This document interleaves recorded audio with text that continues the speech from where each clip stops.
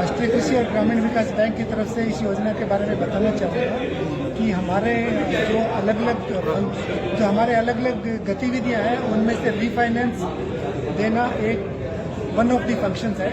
हम लोग एक फंक्शन है जिसको हम क्रेडिट प्लानिंग फंक्शन बोलते हैं, उसमें हम डिस्ट्रिक्ट लेवल पे क्रेडिट प्लान्स बनाते हैं।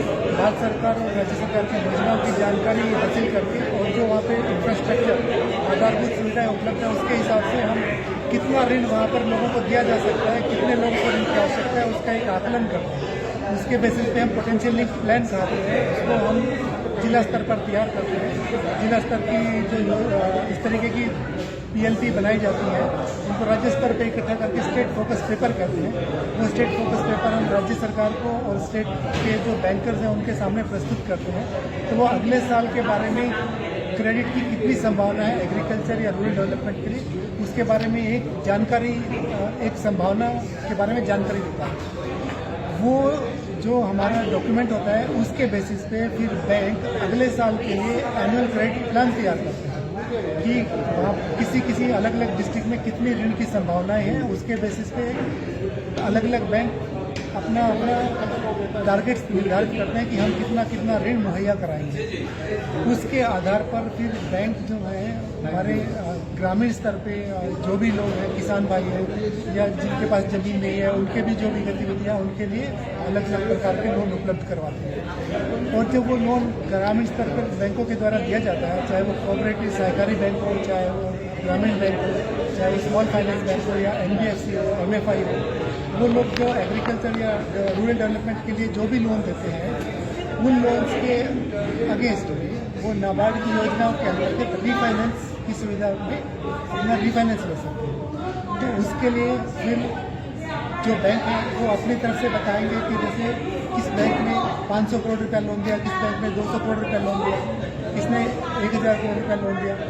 वो लोन की कंबाइंड एप्लीकेशन जब नाबार्ड में सब जमा करी जाती है तो नाबार्ड की योजनाओं के पैरामीटर्स रहते हैं कि उनका पिछले साल में कितना लोन उन्होंने दिया था, इस साल कितनी प्रगति की है, उनका रिकवरी परफॉर्मेंस कैसा है, NPA लेवल कैसा है।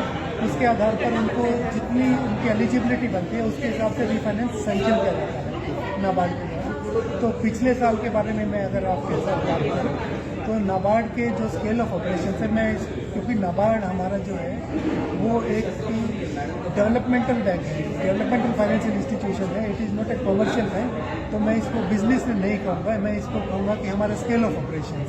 तो हमारा जो स्केल ऑफ ऑपरेशंस है पिछले साल में ओवरऑल 13,880 करोड़ रुपए का रहा वेस्ट बंगाल सरकार के साथ वेस्ट बंगाल राज्य में, जो कि उससे पिछले साल 11,800 करोड़ के करीब था। हम लोगों ने 2,000 करोड़ रुपए के करीब वृद्धि की, जो कि ओवरऑल 17-18% की ग्रोथ है, दिस इज बहुत ही अच्छी ग्रोथ रेट रही है हमारी। और इस साल के लिए भी हमारी बहुत अच्छी शुरुआत है।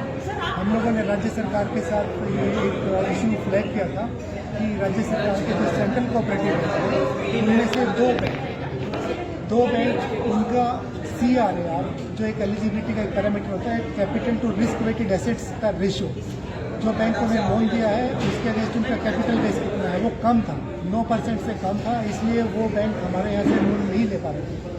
तो हमारे यहाँ से बैंकों का एक सुपरविजन का काम भी होता है और उस सुपरविजन के बाद हम वो रिपोर्ट बैंकों की इंस्पेक्शन करते हैं। वो रिपोर्ट राज्य सरकार को भी उपलब्ध कराते हैं और रिजर्व बैंक को भी उपलब्ध कराते हैं। तो उसमें आया था कि उनका CRAR कम है, तो वो बैंकों को पिछले वर्ष में लोन नहीं मिल पा रहा। तो राज्य सरकार को ये अनुरोध किया गया कि इनको ये सपोर्ट दिया जाए कि इनका कैपिटल सपोर्ट देंगे तो इनको आगे लोन मिल सके। तो हमारी बात के ऊपर राज्य सरकार ने ध्यान दिया और राज्य सरकार ने इन दोनों बैंकों को इस साल कैपिटल सपोर्ट दिया है।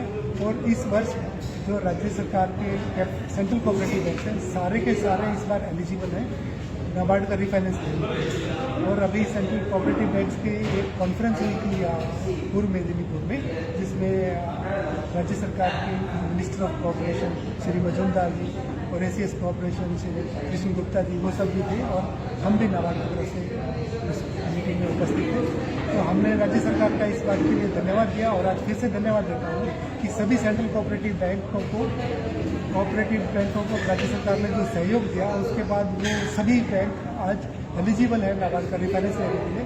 तो हमने कहा कि इस बार बहुत अच्छी सिचुएशन है जिसमें कि सेंट्रल कोऑपरेटिव बैंक जिस भी किसी अपने अपने एरिया ऑफ ऑपरेशन में लोन देंगे सबको रिफाइनेंस की सुविधा मिल पाएगी। तो राज्य सरकार की नीतियाँ, भारत सरकार की नीतियाँ और नाबार्ड की नीतियों को ध्यान में रखते हुए सब जल्दी से जल्दी ऋण एग्रीकल्चर के लिए उपलब्ध कराएं और जितना उनको रिफाइनेंस का सपोर्ट अवेलेबल हो सकता है उसके लिए वो हमारे पास अपने आवेदन प्रस्तुत करें ताकि हम उनको रिफाइनेंस सपोर्ट दे पाएँ। Thank you sir, thank you.